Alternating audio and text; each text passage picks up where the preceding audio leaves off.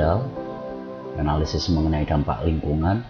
Kali ini kita ada pada pertemuan ketiga, dan mungkin ini akan saya jelaskan ada sedikit beberapa hal yang mungkin mengulang-ulang, tapi ini hanya untuk sekedar untuk memulai sesuatu yang memang saya rasa saya coba update materi, karena yang lalu-lalu itu saya menggunakan materi-materi yang lama. Oke, saya mulai dengan kita kembali ke apa itu AMDAL. Berikut ini adalah slide-nya. Oke, kita ada pertemuan ketiga.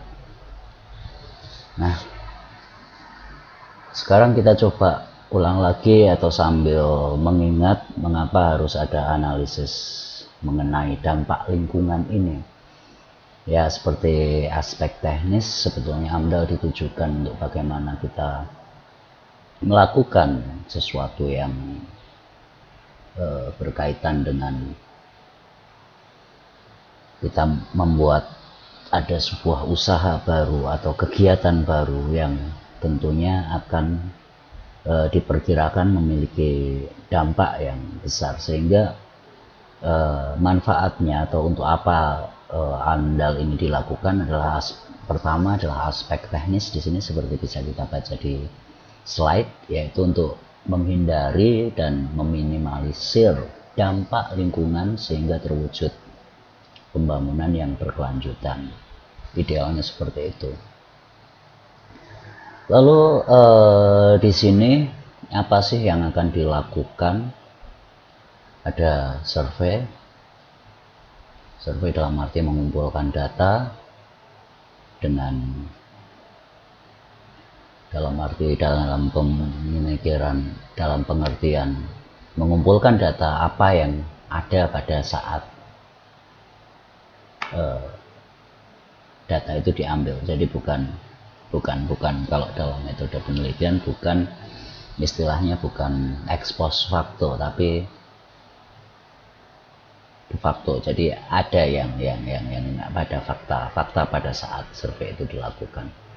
Setelah mengumpulkan data, di sini kita mencoba memperakirakan dalam arti kita mulai kalau secara mudahnya semacam berandai-andai, dan namun berandai-andai di sini kita juga mungkin membandingkan dengan usaha-usaha atau kegiatan-kegiatan yang serupa yang sebelumnya pernah terjadi. Kira-kira dampaknya apa? Nah, setelah perkiraan dampak itu, kemudian kita menemukan perkiraan dampak, kemudian kita mengevaluasi. Misalnya seperti apakah nanti akan ada kemungkinan memunculkan polusi, ya polusi baik itu tanah, air, udara, suara, dan lain sebagainya, atau segala macam. Apakah mungkin terjadi berbagai gangguan dalam keanekaragaman ekosistem.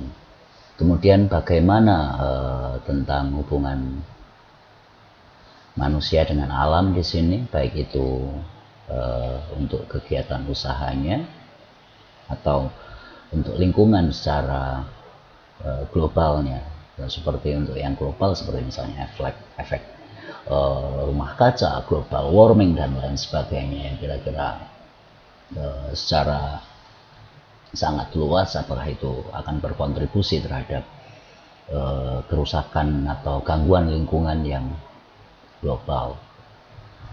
Nah, AMDAL sendiri merupakan kajian yang nantinya akan ditulis menjadi sebuah dokumen atau sebetulnya merupakan sebuah dokumen ilmiah atau karya ilmiah, karena dilakukan dengan penelitian atau dengan menggunakan prosedur penelitian atau prosedur penelitian ilmiah dengan ada metodologi dan seterusnya.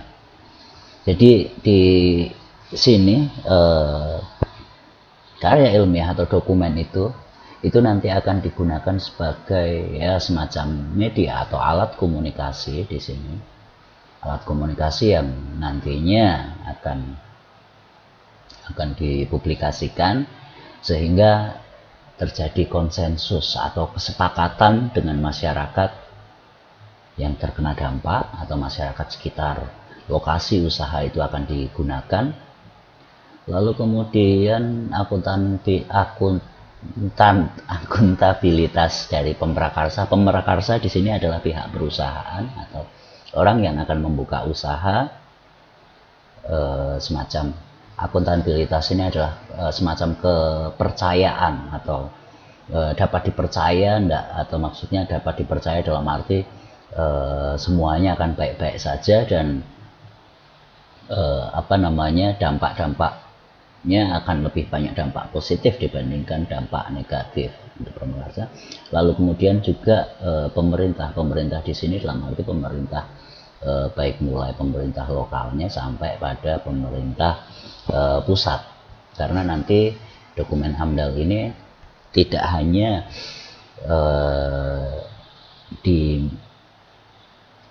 dimiliki atau nantinya ditunjukkan pada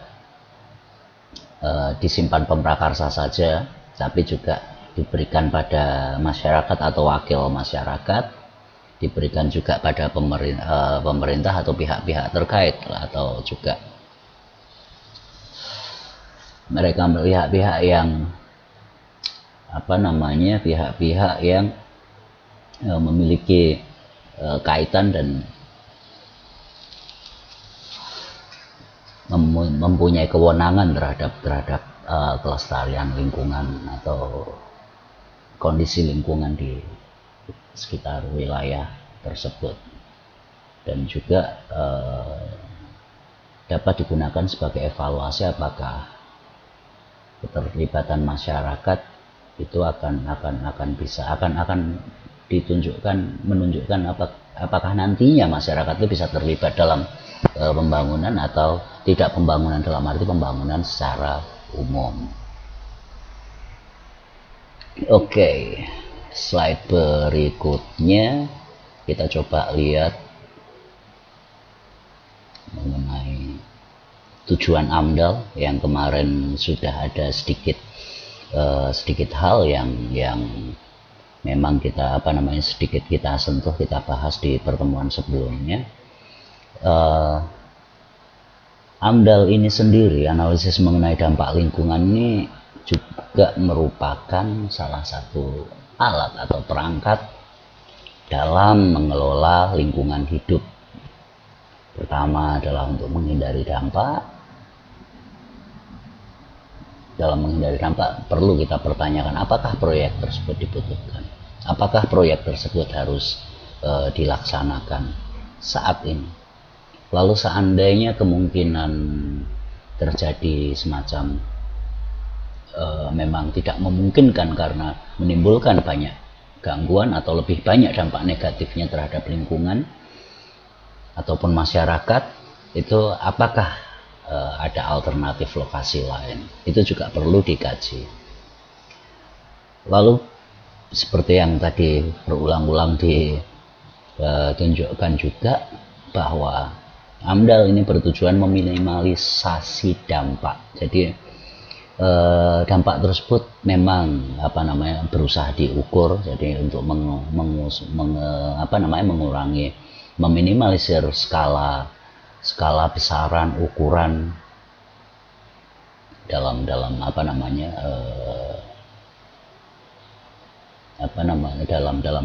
baik itu bidang usahanya, usaha atau kegiatannya, dan juga dampak-dampaknya.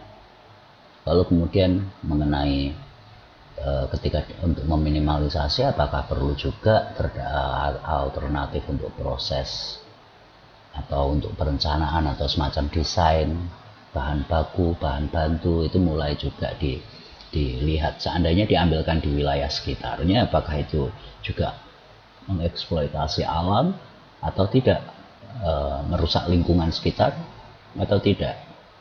Nah, di sini setelah usaha tersebut kan sebetulnya setiap usaha atau kegiatan itu belum tentu selamanya, tapi mungkin ada kontrak-kontrak berdasarkan waktu-waktu tertentu. Karena misalnya seperti pertambangan kan ada masanya, suatu saat tambang yang dieksplorasi atau dimanfaatkan atau di yang ada diproduksi dan ditambang tersebut suatu saat kan bisa habis, seperti misalnya tambang emas, tambang minyak bumi atau tambang-tambang lainnya. Itu pasti suatu saat kan memang akan habis, sehingga pada saat tambang itu habis lalu usaha atau kegiatan tersebut mulai berhenti, ini diharapkan sekali untuk mereka juga pemrakarsa atau perusahaan juga bertanggung jawab untuk melakukan mitigasi dampak, atau maksudnya bagaimana caranya untuk kembali memulihkan wilayah lingkungan itu sebagaimana mestinya, atau seperti semula. Nah, seandainya ada AMDAL ini, paling tidak sudah ada rencana nanti kalau seandainya misalnya tambang tersebut sudah selesai atau sudah tidak bisa dimanfaatkan, diambil bahan tambangnya atau sudah habis, itu seperti apa lingkungan sekitarnya nanti untuk dikembalikan. Jadi atau semacam kompensasi atau semacam tanggung jawab untuk mengembalikan lingkungan itu untuk kembali, atau walaupun mungkin tidak mungkin, lingkungan itu tetap harus dikembalikan, misalnya dengan ditanami ulang seandainya awalnya wilayah itu hutan, atau ada mungkin dikembalikan kesuburannya, entah apapun caranya, mungkin kembali dengan memberikan kompos dan menghijaukan kembali dan lain sebagainya. Atau ini istilahnya mitigasi, memulihkan kembali, mengembalikan lagi, memperbaiki supaya lahan tersebut tetap masih memiliki masih bermanfaat. Mungkin juga fungsinya akan berbeda dari sebelum-sebelumnya dulu, tapi tetap bermanfaat bagi masyarakat sekitarnya dan tidak masih bisa memiliki nilai, baik itu nilai ekonomi atau nilai kelestarian lingkungan. Jadi, dan di sana ada prioritas mau buat seperti apa. Oke, kemudian selanjutnya kita lihat. Nah, seperti kemarin mungkin sudah dibahas bahwa prinsip AMDAL ini juga untuk lokasi kegiatannya wajib untuk mengikuti rencana tata ruang wilayah atau RT/RW. AMDAL merupakan, ya di sini seperti saya katakan tadi, sebuah kajian, sebuah studi ilmiah di sini, merupakan bagian yang terpadu atau integral dari studi kelayakan kegiatan pembangunan. Jadi antara rencana-rencana atau rencana tata ruang wilayah atau rencana-rencana pengambil kebijakan pemerintah daerah di sana itu searah, jadi tidak bertentangan atau saling bergesekan kepentingan dalam hal apapun, baik itu politik, baik itu pengelolaan sumber daya alam atau mungkin dengan dinas-dinas lain, seperti misalnya dengan dinas kehutanan, dinas perkebunan, ataupun dinas lingkungan hidup dan lain sebagainya. Sesuatu yang jangan sampai terjadi keresahan dan gesekan. Lalu untuk lingkungan mengenai manusianya, Anda juga harus memiliki fokus analisis pada ada tidak potensi masalah lingkungan, masalah fisiknya, masalah kesehatan masyarakat, masalah kepunahan vegetasi atau pepohonan atau makhluk hidup di sekitarnya dalam ekologi tersebut, potensi konflik pada saat baik itu dengan pemerintah, dengan sesama masyarakat dengan perusahaan, dan lain sebagainya. Jadi lalu kemudian kendala sumber daya alam, apakah sumber daya alam itu nanti memang akan habis atau bisa diperbaharui lagi. Lalu pengaruh kegiatan sekitar terhadap proyek atau kegiatannya. Dengan AMDAL Pemrakarsa juga dapat menjamin bahwa proyeknya itu sebagai bukti bahwa proyeknya itu nanti akan bermanfaat bagi masyarakat di sekitarnya dan juga aman bagi lingkungan. Oke.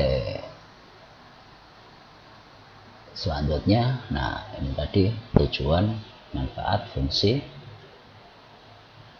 Ya, di sini dokumen AMDAL bisa menjadi acuan dalam memberi memberi saran dalam pengambilan keputusan,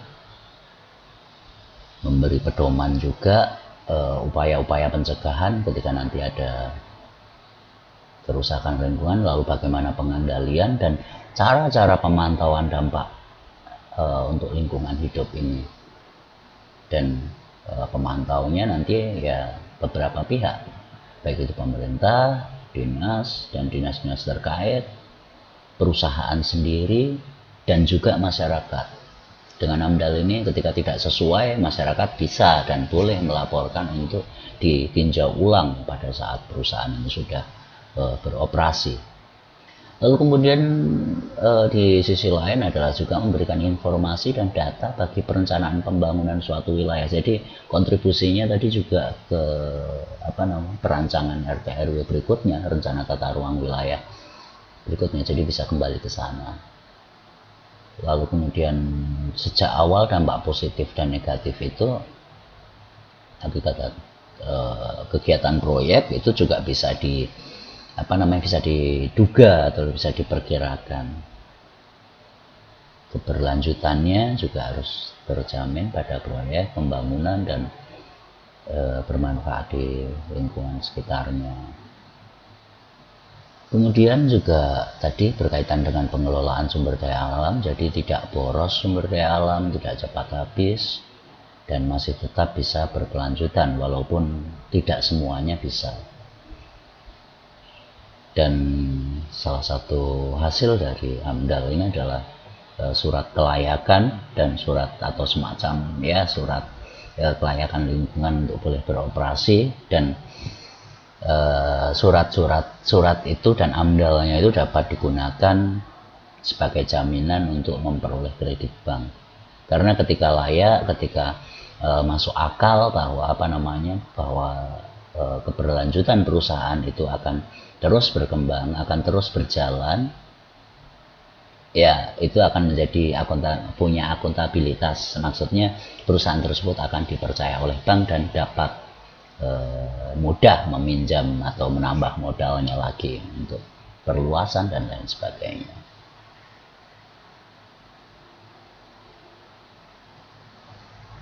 Dalam proses perencanaan pembangunan dan AMDAL ini tadi berikut ini adalah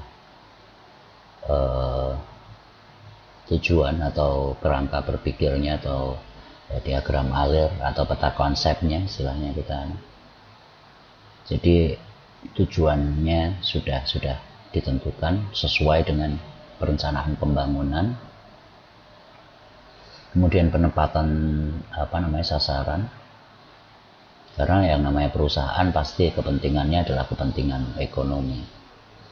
Lalu kemudian adalah tidak begitu jelas perencanaan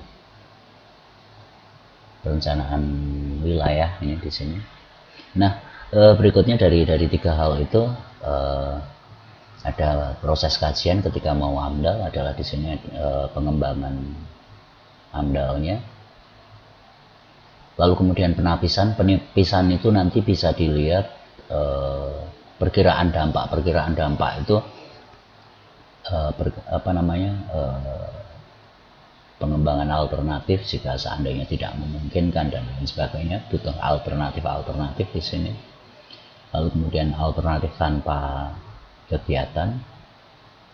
Jadi semua itu sebelum sebelum diteliti atau tim AMDAL itu tim pengkaji AMDAL itu sebelum ke lapangan dia sudah melakukan pengembangan, penapisan, lalu kemudian segala macam alternatif itu harus sudah diperkirakan.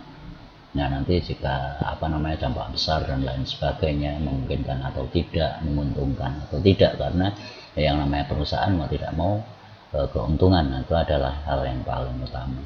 Kemudian pelaksanaan kajian, jadi mulai turun ke lapangan mengambil data, baik itu data air, udara, kemudian vegetasi dan faunanya.